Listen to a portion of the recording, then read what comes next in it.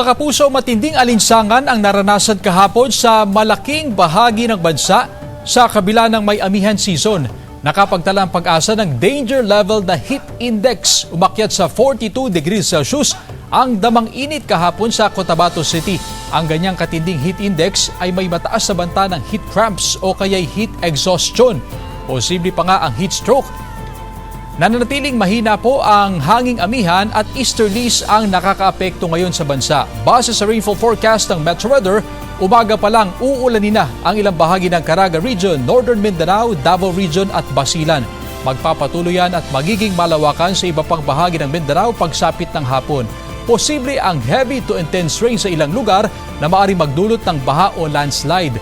Uulanin din ang ilang bahagi ng Aurora, Quezon, Mindoro, Bicol Region at Eastern Visayas.